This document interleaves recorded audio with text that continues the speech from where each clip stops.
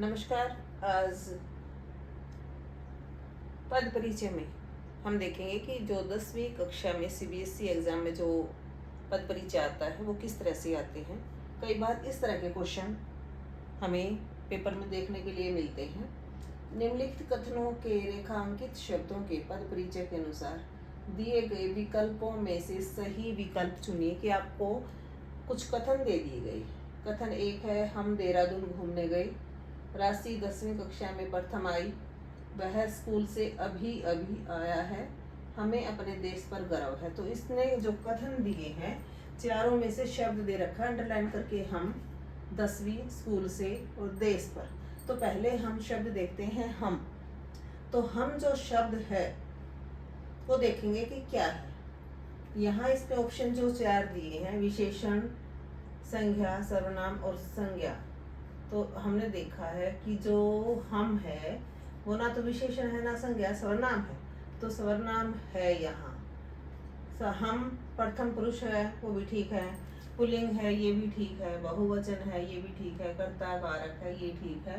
तो जो पहला है वो ऑप्शन आएगा नंबर 3 के साथ। पहले का हम का जो पद परिचय आएगा वो ये आएगा। दूसरी जो है इसमें 10वीं कक्षा, तो कक्षा की विशेषता बता दी 10वीं। तो ये तो हो गया विशेषण, जो संज्ञा की विशेषता बता रहे हैं। तो विशेषण है 10वीं। तो 10वीं विशेषण है तो यहाँ पहला ही विशेषण है। तो इसमें हम देखेंगे जो 10वीं है वो विशेषण है, संख्यावाचक है, स्त्रीलिंग है, एक वचन है।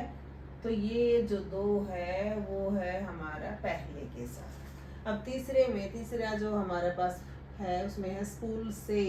तो स्कूल से अभी अभी आया है, मतलब अलग हुआ है। जहाँ अलग होने का भाव होता है वहाँ अपादान कारक होता है। ठीक है। स्कूल क्या है, संज्ञा है। तो हम देखेंगे कि संज्ञा, हाँ ये संज्ञा है जैसे।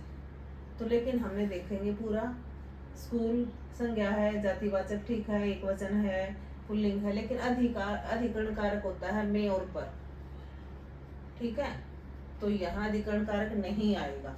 तो हम अगला देखेंगे, ये है संज्ञा है, जातिवाचक है, एक वचन है, पुल्लिंग है, अपादान कारक है।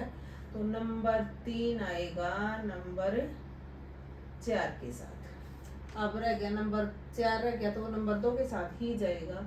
क्योंकि क्या है, हमें अपने देश पर अधिकरण कारक, पर में और पर अधिकरण कारक होता है। तो संज्ञा भी है, जातिवाचक भी है, एक वचन भी है, पुल्लिंग भी है और अधिकरण कारक भी है। ठीक है। तो ये चारों के जो 4 हमें इसने सेंटेंस दिए थे और जिसमें से जो हमें अंडरलाइन करके जो शब्द मिले हैं, पद मिले हैं, उनका पद परिचय हमने यहाँ देख लिया। अब इसी का ऑप्शन हमें ये नहीं देखना एग्जाम में, हमें ये देखना है कि यहाँ इसका सही आंसर क्या है। इसका पहला हमारा मैच हुआ था, पहला हुआ मैच 3 के साथ। तो पहला 3 के साथ ठीक है हमारा। दूसरा मैच हुआ था हमारा 1 के साथ, दूसरा 1 के साथ भी ठीक है।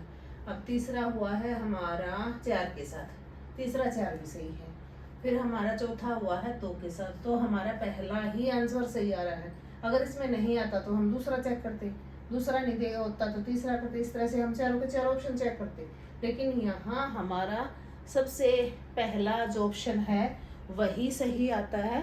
तो एग्जाम में हम इनके ये वाले ऑप्शन नहीं लेंगे, बल्कि ये ऑप्शन लेंगे जो क है वो हमारा सही है और हमारा आंसर ये जाएगा। तो इस तरह के जो पद परिचय हैं वो सीबीएसई में अधिकतर देखने को मिलते हैं। और इस तरह से हम इनको समझ के अच्छी तरह से थोड़ा सा ध्यान लगाकर समझकर हम इन्हें अच्छी तरह से सरल कर सकते हैं। इनका जो आंसर है, जो पद परिचय है कि कौन सा पार्ट किस में आएगा, ये अच्छी तरह से हम इसमें बता सकते हैं। धन्यवाद।